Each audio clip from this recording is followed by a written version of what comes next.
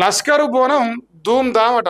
సికింద్రాబాద్ ఉజ్జయిని మహంకాళికి భక్తి శ్రద్ధలతో బోనాలు లక్షలాదిగా తరలి వచ్చిన భక్త జనం. అమ్మవారికి పట్టు వస్త్రాలు సమర్పించిన సీఎం రేవంత్ రెడ్డి. ప్రభుత్వం తరపున బంగారు బోనం సమర్పించిన మంత్రి పొన్నం దంపతులు. అమ్మవారిని దర్శించుకున్న మంత్రులు, ప్రజాప్రతినిధులు.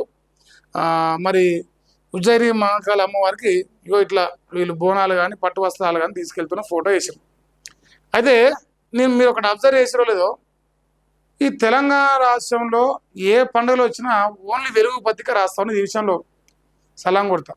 అది అంటే రాష్ట్రంలో ఏ మూలకు ఏ పండుగ ఉండని, ఏ జాతర ఉండని, జర ప్రజల లోపల తెలిసిన జాతరలు, తెలిసిన పండుగలు అయితే 100% ఎంత మారుమూల గ్రామంలో ఆ పండుగ సెలబ్రేషన్ చేస్తున్నా సరే వెలుగు పత్రిక రాస్తుంది. తెలంగాణ వాదాన్ని అక్కడ ఖచ్చితంగా చూపిస్తుంది. సో నిజం అనేది నిఖార్సుగా చెప్పాలి. సో 100% ఇది నిజమే. ఇప్పుడు ఈ వార్తను నాకు తెలిసి వీళ్ళు రాసిరో రాలేరు. మేబీ రేవంత్ రెడ్డి ఒక్కటి పోయింది కాబట్టి రాసి ఉండొచ్చు. రేవంత్ రెడ్డి పోయింది కదా, రాస్తుండొచ్చు. లేదా వీళ్ళు దాదాపుగా ఈ బోనాల గురించి అసలు రాసే అవకాశం ఉండదు. రేవంత్ రెడ్డి బొమ్మే హైలైటింగ్. ఇక ఆయనే దేవుడు అయిపోయింది ఇప్పుడు వీళ్ళందరికీ. వెలుగు పత్రికకు, ఈనాడు పత్రికకు, ఆంధ్రజ్యోతి పత్రికకు దేవుళ్ళ కంటే ఎక్కువ రేవంత్ రెడ్డి వాళ్ళకు.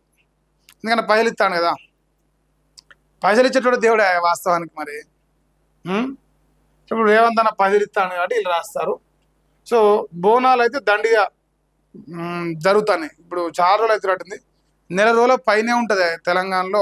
హైదరాబాద్లో మేజర్గా బోనాలు ఓ రోజు ఈడ, ఓ రోజు ఇంకో దగ్గర, ఇంకో రోజు ఇప్పుడు నిన్న దాకా గోల్కొండ అన్నారు, ఇప్పుడు సికింద్రాబాద్ అంటారు, మళ్ళీ రేపు ఇంకోటి అంటారు. మొత్తానికైతే నెల రోజుల పైన బోనాల పండుగ చేస్తూ ఉంటారు. తర్వాత ఈ పట్టణంలో అయిపోయినాకనే గ్రామ పంచాయతీలో చేస్తారు అనుకుంటా, నాకు గుర్తున్నంత వరకు. ఇక నేడు గరం రంగం అట.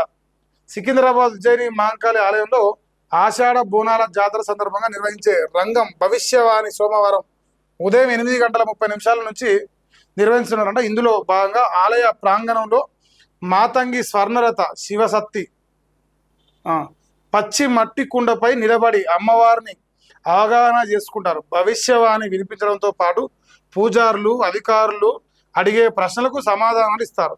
తర్వాత అమ్మవారి ఘట్టాన్ని ఏనుగు అంబారీపై ఊరేగిస్తూ సాగరంపే కార్యక్రమంతో లష్కర్ బోనాల ఉత్సవాలు ముగుస్తాయి. సాయంత్రం అమ్మవార్ల పలహార బండ్ల ఊరేగింపు ఉంటుందంట. మరి ఈ కార్యక్రమం ఇలా జరగబోతుంది.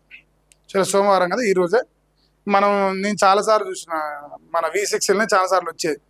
సో పచ్చికుండ పైన కాలు పెట్టి అమ్మవారు ఆవహించి తెలంగాణలో రేవంత్ రెడ్డి భవిష్యత్తు ఎట్లుండబోతుంది, తెలంగాణ భవిష్యత్తు ఎట్లుండబోతుంది, తెలంగాణ ప్రజలు ఏ రకంగా ఈ సంవత్సర కాలం వాళ్ళ జీవితం ఉంటుంది, సో ఒక అమ్మవారు ఆవహించి చెప్పే అవకాశం ఉంటుంది. సో జనరల్గా ప్రతి సంవత్సరం జరుగుతుంటుంది ఆ ప్రోగ్రాం. సో మళ్ళీ ఈరోజు కూడా ఆ అవకాశం ఉంది. మా తలసాని శ్రీనివాస్ అన్న గట్టిగానే ఇందులో హైలైట్ అవుతాడు. కాంగ్రెస్ వాళ్ళు ఏంటంటే ఇప్పుడు ఎట్లా అంటే అతిపెద్ద హిందువులు ఇప్పుడు తెలంగాణలో పండుగలు రాని అతిపెద్ద హిందువులు, కానీ అయోధ్యలో రామ మందిరానికి ఆడిపోతారక మాత్రం వాళ్ళు వెంబటే వేరే అయిపోతారు. అటు మొఖాన పాపం వాళ్ళ కాంగ్రెస్ పార్టీ చూడని వాళ్ళని. ఓకే, రేవంత్ అన్న అయితే మరి వదినమ్మ లేనట్టుంది. వాళ్ళ మంత్రులు ఉన్నారు, మహిళా మంత్రులు.